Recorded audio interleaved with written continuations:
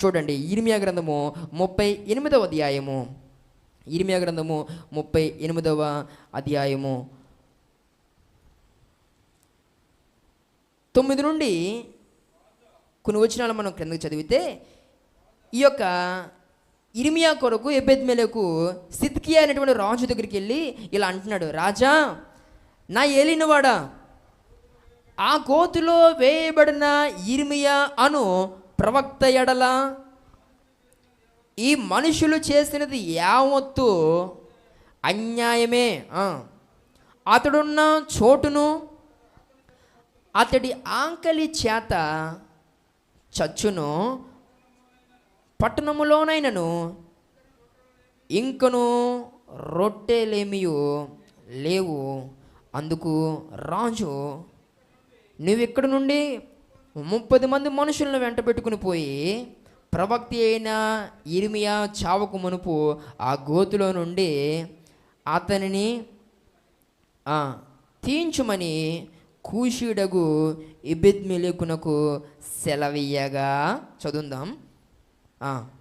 ఎబెద్మెలెకు ఆ మనుషులను వెంట పెట్టుకుని రాజు నగరులలో ఖజానా క్రింద గదిలోనికి వచ్చి అచ్చుట నుండి పాతవైన చింకి బట్టలను, చిరిగి చిరాకులైన గుడ్డ పాతలను తీసుకుని పోయి ఆ గోతులోనున్న ఇర్మియా పట్టుకున్నట్లుగా త్రాళ్ళ చేత వాటిని దింపి పాతవై చిరిగి చిరాకులైన ఈ బట్టలను త్రాళ్ళ మీద నీ చంకల క్రింద పెట్టుకొనమని అతనితో చెప్పగా, ఇర్మియా అలాగు చేయగా వారు ఇర్మియాను త్రాళ్ళతో చేదుకుని ఆ గోతుల నుండి వెలుపలకు తీసిరి. అప్పుడు ఇర్మియా బందీ గృహశాలలో నివసించాను. దేవుని స్తోత్రం కలుగునుగాక. సిద్కియా రాజు దగ్గరికి ఈ యొక్క ఎబెద్మెలెకు వెళ్ళి ఏమన్నాడంటే, ఆ నలుగురు చేసింది రాజా ఎంత మాత్రమో న్యాయమో కాదు, వారు చేసింది అన్యాయమే. కారణం ఏంటో తెలుసా? ఇర్మియా ఉన్నది ఉన్నట్టు మాట్లాడుతున్నాడు. ఇర్మియా జరగబోయేదే మాట్లాడుతున్నాడు. ఈ ప్రజలు ఎంత పాపపు క్రియలు చేస్తున్నారో నీకు తెలియదు. ఈ ప్రజలు ఎలాంటి పరిస్థితుల్లో ఉంటున్నారో కొన్ని సందర్భాల్లో నువ్వు చూడటం లేదు. కానీ దేవుడు చూచి జరగబోయేదాన్ని ఇర్మియాకు బయలుపరచుగా ఇర్మియా చెప్తున్నాడు.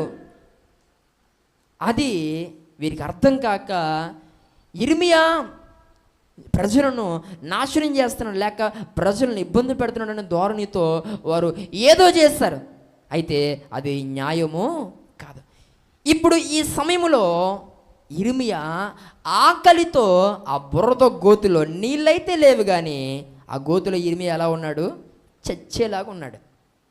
కాబట్టి నిజ ప్రవక్త అయినటువంటి ఇర్మియా ప్రజల కోసం ఏడ్చేటువంటి ఆ ప్రవక్త, ప్రజల కోసం అహర్నిశలు ప్రయాసపడి ప్రార్థన చేసేటువంటి ఆ ప్రవక్త చచ్చిపోవడానికి వీల్లేదు. రాజా, ఏదో ఒకలాగా ఆ వ్యక్తిని ఏం చేయాలి? మనం కాపాడాలి అని అడిగితే వెంటనే రాజు అన్నాడట, సరే అయితే అదిగో ఆ 30 మందిని తీసుకుని వెళ్ళి ఇర్మియాను ఆ గోతులను బయటకు తీ అని చెప్తే, వెంటనే పిల్లరా ఈ యొక్క ఎబెద్మెలెకు ఆ 30 మందిని తీసుకుని ఆ ఖజానా క్రింద గదిలోనికి వచ్చి అక్కడ ఏమున్నాయట? చింకి బట్టలు, చిరిగిపోయి చిరాకైనటువంటి గుడ్డలు, ఒక రకంగా చెప్పాలంటే మసిగుడ్డలు లాంటి. మరి ఆ కాలంలో ఇర్మియా గారిని కాపాడడానికి ఎబెద్మెలెకు నిచ్చిళ్ళు మరొకటి ఎదుక్కుంటే ఈ లోపల ఆకలి దెబ్బతో ఇర్మియా గారు ఏమైపోతాడు? జరగకుండా నష్టం జరిగిపోద్ది. ఆ సమయంలో ఎబెద్మెలెకు పిల్లరా ఒక నేర్చుకున్నాడు. అదేంటనంటే ఈ వేటితోనో ఇక ఇర్మియాను బయటకు తీయాలని అనుకోలేదు. ఆ సమయంలో ఎబెద్మెలెకుకు ఏవి అందుబాటులో ఉన్నాయో వాటిని వాడుకున్నాడు. దేవుని స్తోత్రం కలుగునుగాక. ఈరోజు నా మాట్లాడుతున్న ప్రియ సహోదరి సహోదరుడా, కొన్ని సందర్భాల్లో పిల్లరా మనం ఏదైనా ఒక పని చేయాలంటే దానికి కావలసినవన్నింటినీ కూడా ఎవరో ఒకరు మనకి సిద్ధపరిస్తే మనం ఆ పని చేయడానికి ఇష్టపడతాం. కొంతమంది తల్లిదండ్రులు యవనస్తులు అంటూ ఉంటారు, ఎవరు నాన్న కొంచెం కొట్టుకెళ్ళి కొన్ని వస్తువులు తీసుకురానంటే, అయితే అల్లి అడుగు, బండి అడుగు, అప్పుడు వెళ్తాను. ఏవైనా అంటే ఈరోజు మన పరిస్థితి ఎలాగుంటుందనంటే, అన్నీ అనుకూలంగా ఉంటేనే మనం ఎవరికొకరికి సహాయం చేయడానికి ఇష్టపడతాం. మరి ఆ రోజు ఎబెద్మెలెకుకు ఇర్మియాను కాపాడాలన్న మనసుంది, కానీ కాపాడడానికి ఉపయోగపడే ఏవి కూడా ఎబెద్మెలెకుకు అందుబాటులో లేవు. చూస్తున్నాడు, వేటితో ఇర్మియాను పైకి లాగాలి, కొబ్బరితాళ్ళ కోసం ఎత్తికడని ఉంది అక్కడ ఏమన్నా. కొన్ని సందర్భాల్లో కార్లు బళ్ళు ఆగిపోతే లాక్కుంటాం కదా, ఆ తాళ్ళు ఏమన్నా ఎత్తికడా, పోనీ ఏమన్నా మంచి ల్యాడర్ ఏమన్నా మంచి నిచ్చిన ఏమన్నా ఉంటే ఆ కిందకి వేసుకుని దిగుదు, మరి కిందకంటే ఏం లేవు, మరి ఎలా కాపాడుతాం అనుకున్నాడా. కొన్ని సందర్భాల్లో మనం కూడా ఇలా పెట్టుకుని ఆలోచించేస్తుంటాం కదా, చేయాల్సింది చెయ్యం, జరగనవన్నీ కూడా మాట్లాడుతూ ఉంటాం. ఇలా మనం ఆలోచించుకుని సాయం చేసే లోపు ఆడ అవసరం తీరిపోద్ది, లేదంటే ఆడే పోతాడు. ఈరోజు నా మాట్లాడుతున్న నా ప్రియ సహోదరి సహోదరుడా, ఆలోచన చేయాలి. నీ ద్వారా ఎవరైనా ఒకరు మేలు పొందుకోవాలని ఆశతో వారు అలాంటి ప్రతికూల పరిస్థితుల్లో ఉన్నప్పుడు నీవు నీ యొద్ద ఏది ఉంటే దాన్ని నువ్వేం చేయాలి, వెంటనే వాడాలి. దేవుని స్తోత్రం కలుగును గాక. ఈరోజు నా మాట్లాడుతున్న ప్రియ సహోదరి సహోదరుడా, ఈ బెథెస్దా ప్రార్థన పరిచర్య ఒకప్పుడు వేరు, కానీ ఇప్పుడు వేరు. ఒకప్పుడు పరిస్థితి పిల్లరా వేరుగా ఉండేది, కానీ నేటి దినాన దేవుడి పరిచర్యను ఆశీర్వదించిన తీరును చూస్తే ఎంతో అద్భుతం అనిపిస్తుంది. దేవుని స్తోత్రం కలుగును గాక. ఆత్మీయత అంటే చాలా సందర్భాల్లో చెప్తూ ఉంటారు, ఆయన ఎలాగూ సైకిల్ మీద డ్రమ్ము, కంజిలి, గొట్టం మొత్తం అన్నీ పెట్టుకుని ఎలాగూ సువార్తకు వెళ్ళేవారు. ఆనాటి దినాల్లో పిల్లరా ఏ విధంగా సువార్తను ప్రకటించేవారు. అలాంటి ఆ పరిస్థితి, ఎన్నో క్లిష్టమైనటువంటి ఆ పరిస్థితులు గుండా ఆనాడు వారు సేవ చేస్తూ వచ్చారు. ఆ రోజు ఆత్మీయత అంటే అనుకున్నారండి, దేవా నాకు ఒక మంచి బ్రెజా కార్ ఇస్తేనే నేను నౌకరీ వెళ్తాను, లేకపోతే నౌకరీ వెళ్ళనని అన్నారు. ఆ రోజు ప్రభువా నువ్వు నాకు మంచి యూనికార్న్ బైక్ ఇస్తేనే నేను చిన్నముంగడ్డ, లేకపోతే దిప్పులపాలెం, లేకపోతే భీమవరం, జల్లూరు, తీమోడి వెళ్తాను, లేకపోతే ఎక్కడికి వెళ్ళలేను ప్రభువా అని అన్నారంటారా? ఈరోజు నా మాట్లాడుతున్న ప్రియ సహోదరి సహోదరుడా, ఆ రోజు ఆయనకి అందుబాటులో ఏ ఉన్నాయో వాటిని దేవుని పనిలో వాడడం ప్రారంభించారు. ఆ రోజు నుండి చూస్తే ఈ రోజుకు దేవుడు ఘనమైన స్థితిలోకి తీసుకొచ్చాడు. దేవుని స్తోత్రం కలుగును గాక.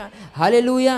దేవుడు నీ యొక్క పరిస్థితిని, నీ స్థాయిని దేవుడు అభివృద్ధి చేయాలనంటే నీ ముందున్న అవకాశాన్ని నువ్వేం చేసుకోవాలి, సద్వినియోగం చేసుకోవాలి. నీ ముందున్న దానిని నువ్వు మొదట వాడడానికి నువ్వు ప్రయత్నించాలి.